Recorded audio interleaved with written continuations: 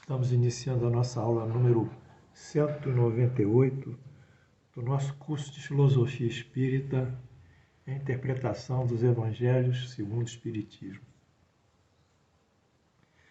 Nas aulas passadas, estudamos a Epístola de Paulo aos Coríntios, primeira Epístola, 13 e 13, em que ele fala sobre a caridade e a prevalência da caridade sobre a fé e sobre a esperança.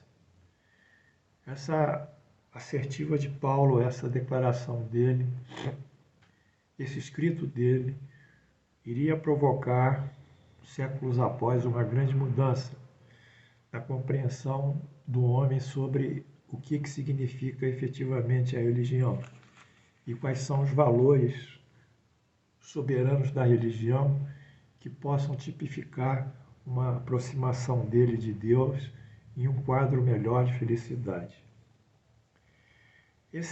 Essa máxima, a caridade, essa assertiva caridade, ela ganharia uma expressão muito importante nos anos 1800, com o advento do Espiritismo, através do qual o Espiritismo toma a caridade como o verdadeiro recurso salvacionista para o homem. Daí ele ter consubstanciado o termo a frase fora da caridade não há salvação. Fora da caridade não há salvação. Bem, passaram-se 1800 anos. Vamos agora nos projetar para a Sociedade Parisiense de Estudos Espíritas, uma das suas sessões semanais, em que os médiuns sentados à mesa, liderados lá, comandados pelo professor Kardec, eles começam a psicografia. Vamos ao texto. Passam-se 1800 anos. Paulo progride espiritualmente e reforma de maneira radical a doutrina da fé. 1800 anos após. É o ano de 1858. A França vivia o Segundo Império sob Napoleão III. Luís Bonaparte, que é sobrinho de Napoleão. A Sociedade Parisiense de Estudos Espíritas tinha sido fundada em 13 de abril de 1858. A partir de então, suas reuniões semanais recebiam-se mensagens psicografadas pelos médiuns que ali trabalhavam. Uma destas consigna-se a Paulo Apóstolo. Nela, o seguidor de Jesus reforma radicalmente os princípios contidos na sua doutrina da fé.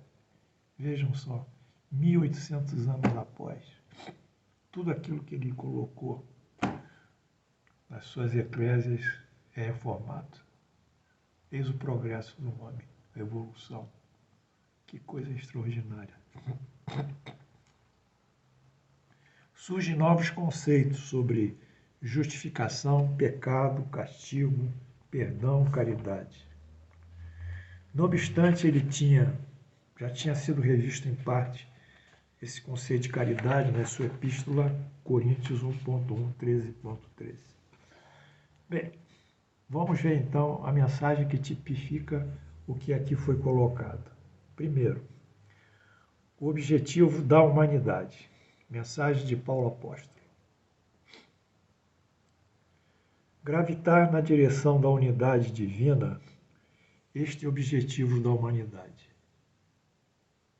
Para atingi-lo, 3 coisas são necessárias: justiça, amor e a ciência. 3 coisas lhe são opostas e contrárias: a ignorância, o ódio e a injustiça. Muito bem.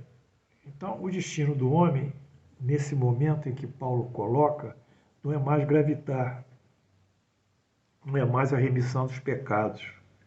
Acabou a remissão dos pecados. E a redenção através do sacrifício de Jesus. Acabou o sacrifício de Jesus. Seu destino, o objetivo final da humanidade, é Deus. Deus é o início e o fim, o alfa e o ômega. Não mais Jesus, que é o modelo e guia de todos, exemplo a ser seguido, mas agora é Deus. Deus. A ser seguido. E o homem tem por destino o quê? A união com Deus, a unidade divina. Essa é a proposta de Paulo. Com isso, a doutrina da fé, a liturgia paulina acabam e são substituídas pelos conceitos aqui nessa mensagem de justiça, de amor e caridade e ciência. Aliás, recursos e qualidades de senso moral. A justiça é o senso moral, são substituídos então pelo senso moral, que é a justiça, pelo conhecimento, saber, que é a ciência, e pelo afeto e amor, que é o próprio amor falado. Então surgem novos artigos de fé, entre aspas, que não são artigos de fé, mas são qualidades e virtudes. Vamos analisá-las uma a uma. Justiça. Ser justo constitui uma obrigação e um dever para com Deus. Dever que obriga a prática da caridade para com o próximo. Já vimos isso. Assim, a caridade é consequência da justiça divina. Já vimos isso. Nós contraímos uma obrigação para com Deus, de sermos justos. Ser justo para com Deus é cumprir os deveres que Deus nos consigna e nos obriga. Um desses deveres, justamente, é praticar o amor ao próximo. E a prática do amor ao próximo nada mais é que o exercício da caridade. Portanto, a caridade é um dever que nos obriga ao próximo.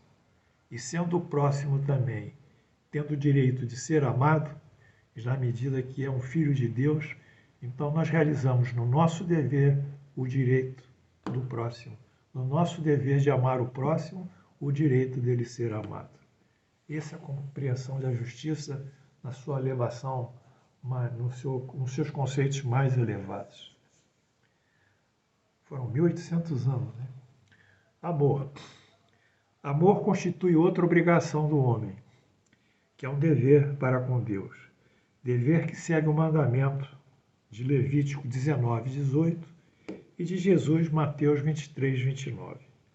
Amarás o teu próximo ou o seu equivalente, como a ti mesmo, ou o seu equivalente. Moral, Lucas 6,31. Tratai os homens da mesma maneira que querereis que eles vos tratem. Então, amar o próximo é tratar o próximo como nós queiramos, e o amar o próximo, no final, tratar o próximo é praticar ao próximo a caridade. Assim, o amor também é consequência da justiça. Daí o Espiritismo classificar entre as leis divinas, uma das mais importantes é a 10ª lei divina, que é a lei da justiça, do amor e caridade. Por favor, vocês vão lá no Livro dos Espíritos e vejam a seção, a parte das leis morais, que são 10 leis, e vejam a última, a lei da justiça, do amor e da caridade. Portanto, na realidade, a justiça induz, ela gera o sentimento do amor, que é um sentimento de amor que nós temos que ter pelo próximo, sermos justos, é um ato de justiça, amar o próximo, e gera caridade, que é beneficiar o próximo nas suas necessidades espirituais, materiais, psicológicas, morais, é nos debruçarmos sobre ele. E essa questão de praticar a caridade é genérica. Se ajudar uma pessoa com a palavra é uma caridade. Você perdoar, ser indulgente, ser benevolente, ser um indivíduo que tem um sentimento de benevolência e de amor pelo próximo é ser caridoso. Você tirar uma esmola é uma beneficência, um assistencialismo. Na realidade, é um vínculo de caridade. A caridade é plurimorfa. Ela se estende a todos os horizontes de necessidades do indivíduo, do ser humano. Só não é caridoso aquele que está ainda envolvido com o egoísmo, com o seu narcisismo, com o seu orgulho. Esse é um sofredor, porque todo mundo que chega perto dele, ele acha que vai ser prejudicado, já que ele cria esse quadro defensivo de egoísmo, de narcisismo e de orgulho. Mas aquele que está de braços abertos para o mundo, aquele que serve o mundo com desinteresse, esse não se preocupa. Ele acha que está sendo coerente e segue isso. E a satisfação de ver os outros satisfeitos é a sua grande premiação. Não precisamos ficar com muitos discursos, né, meus alunos? Com muitas histórias, né? Com muitas narrativas, histórias e coisas, né? E ficamos e causos também. Vamos andar linearmente, né? Que o Espiritismo é só isso. É um pensamento linear, inteligente, finalista, causal no bem e no amor, e na justiça e na caridade. Bem, isso foi o quadro de justiça que Paulo propõe. O amor também nós vemos. Vamos ver o que ele propõe como ciência, nessa gravitação de nos aproximarmos de Deus. Ciência para nós é o saber, é o conhecimento. O conhecimento pela lógica é a razão, e a razão destrói o preconceito, o misticismo, o dogmatismo e o fanatismo religioso. Os hindus, o hinduísmo, nos seus livros sagrados, né, no Bhagavad Gita, que é um livro sagrado, ele assinala que o grande mal do homem é a ignorância. Ele não fala em ignorância em termos de conhecimentos acadêmicos. Ele fala em ignorância em termos de conhecimentos espirituais. Ele se afastar de Deus. Então, quando ele se afasta de Deus pela ignorância, nós estamos vendo aqui, nessa ilustração da gravitação que Paulo faz, atrair para o destino do homem é ser atraído para Deus, se aproximar, é gravitar em torno de Deus, nós entendemos que quando o sujeito é ignorante, ele é preconceituoso, né? Ele não entende bem as diferenças, não sabe lidar com as diferenças, porque o preconceito vem das diferenças. Ele é um sujeito que atalha o seu desejo de felicidade através do misticismo. Ele não aceita nenhuma crítica, nenhuma análise que vai ferir seu sentimento de estar certo. É o dogmatismo. E, ao mesmo tempo, ele acha que a religião será a grande panaceia, a grande solução de todos os problemas, mesmo que ele fique em casa sentado no seu sofá e rezando um terço, ou fazendo uma série de orações em livros, etc., ou acendendo incenso e velas. Ele é o fanático. A religião não vai resolver o homem. O homem é que tem que ir de encontro à religião.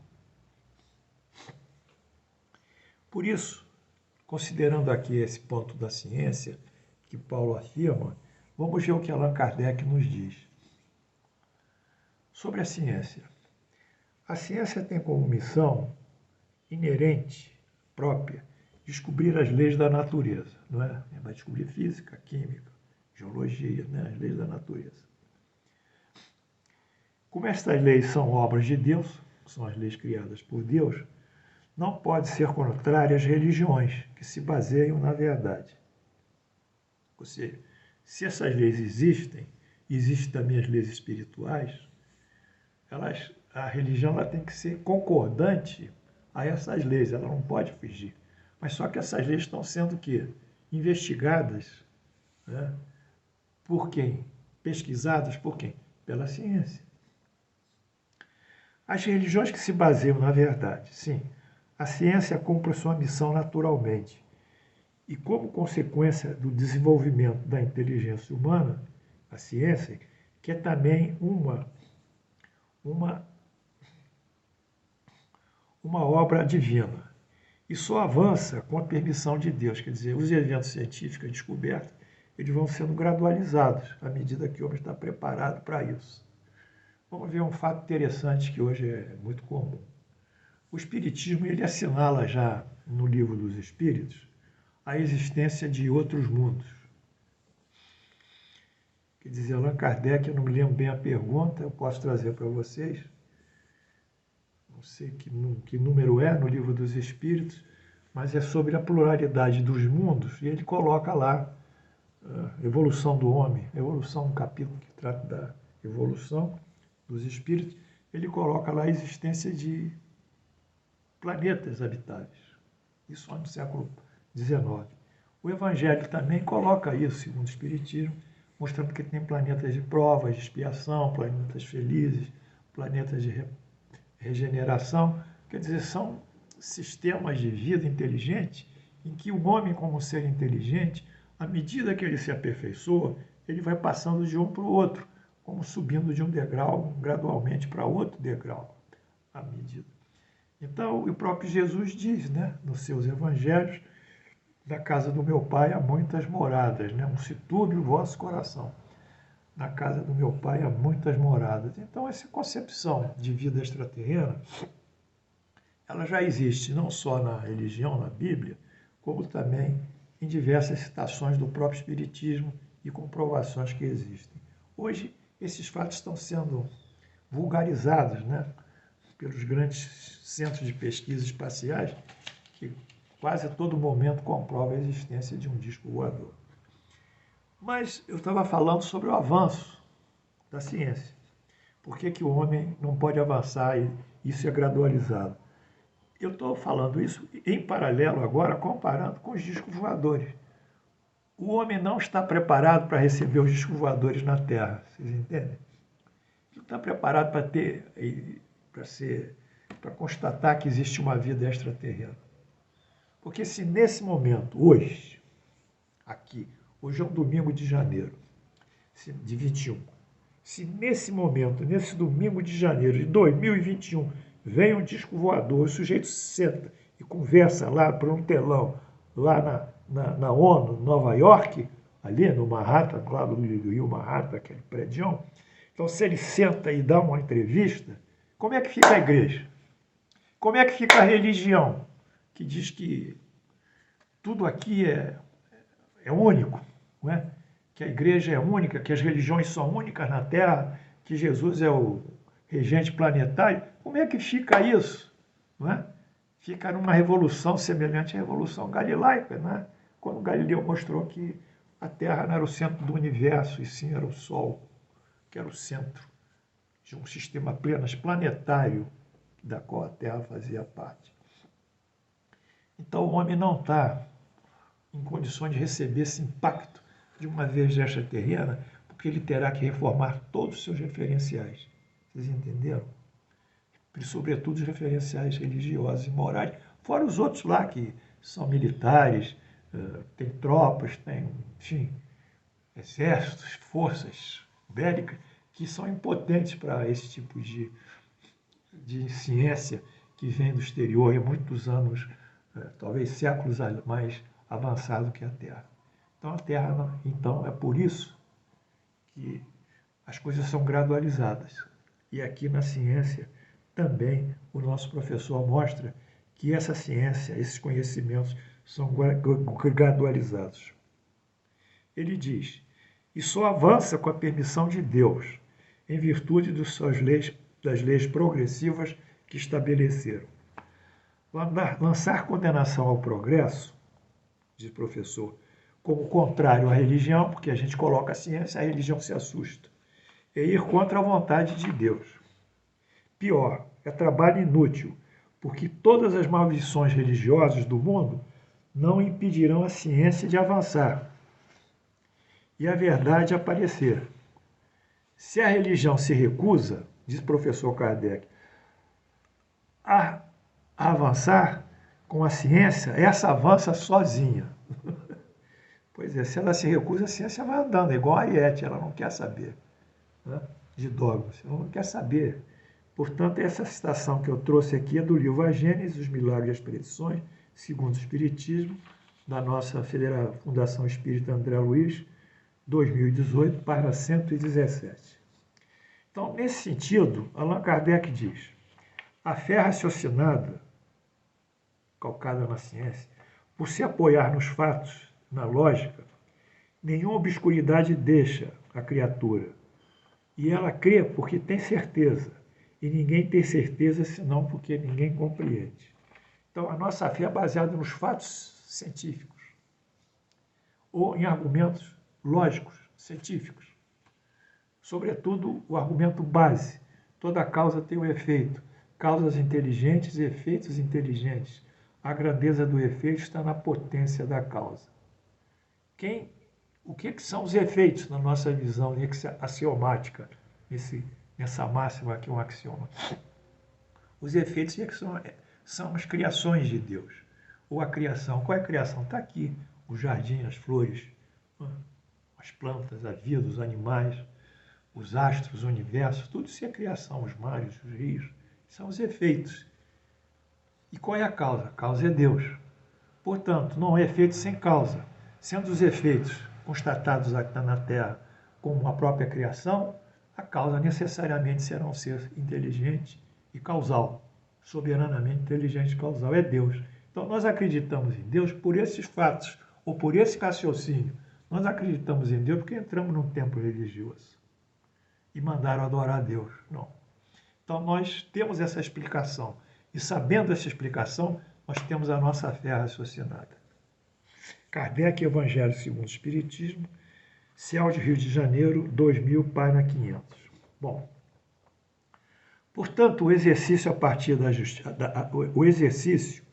prática da justiça, do amor e das ciências, aqui subentendida como conhecimento, a ciência, constitui os verdadeiros comportamentos para se chegar a Deus. Quer dizer, a justificação lá atrás de Paulo, agora aqui, ela é realizada não como justificação, mas como um ato da justiça, como um ato do conhecimento e do saber e como um ato do amor ao próximo que reverte na caridade. Isso é Paulo. Paulo, 1860, a Sociedade Parisiense de Estudos de Espírito. Aqui o gráfico, uma brincadeirazinha. Aqui, ó, parece um sistema planetário, né? Então, são as virtudes que mais aproximam de Deus. Aqui é a ilustração da figuração paulina aqui. Aqui é Deus e estão habitando aqui a justiça, o amor e a caridade. Cada um é um pequeno planeta que vai se aproximando, gravitando, mas vão tentando diminuir a sua órbita, o seu espaço junto a Deus. Eis aí o contexto, o sentido de realização espiritual proposto por Paulo. Paulo Espírito. Continua o nosso Paulo. Crede-me,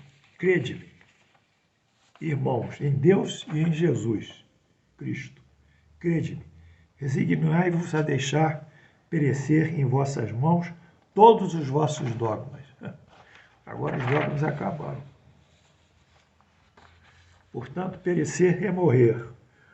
Os dogmas devem ser mortos, figuradamente, extintos. Compreende-se o juízo de Paulo como decorrência da ciência que ele apontara, a ciência por seu caráter investigativo e inteligente, que repudia qualquer teoria ou conceito que não possam ser objeto de refutação, críticas e análise, ou seja, ela refuta qualquer posição dogmática. Ele defende a ciência por natureza é antidogmática. E o pecado? Não, pecado nós vamos ver na próxima aula, que vai ser a aula 199. Bom, então nós vimos hoje, meus amados alunos, com toda clareza, com toda beleza, isso é bonito, né? Toda a beleza da criação de Deus, da sua inteligência, do seu saber, como nós nos aproximamos desses valores do espírito e valores do saber, nós nos fortalecemos espiritualmente para enfrentar as vicissitudes da vida. E como nós vamos tirando de nós aquele homem velho, cheio de culpa, cheio de ranço, cheio de mágoa, cheio de revolta, cheio de criticismo, cheio de odiosidade e de desamor, né? Isso não faz parte da nossa natureza, mas, e vocês vão acompanhando isso tudo e tirando realmente esse homem velho e fazendo um homem inteligente, puro, justo e bom. Quer dizer, eu falo homem como a espécie humana, né? Homo sapiens, né? São homens e mulheres, né? Hoje a gente tem que caminhar nesse sentido, né, da união do homem e a mulher como seres únicos na criação de Deus. Portanto, eu agradeço mais uma vez a presença de vocês. Na próxima aula nós seremos a 199 e quando nós completarmos a aula 200, eu vou trazer uma aula especial mesmo, só para o número 200, que vai ser um presente para vocês. Que Deus e Jesus nos abençoe, estejamos em paz, firmes, fortes, seguros, armados da nossa inteligência, do nosso saber, do nosso amor, da nossa caridade e da nossa fé confiante em Deus, que é a fé lógica, racional, a fé que o Espiritismo consigna, a fé raciocinada.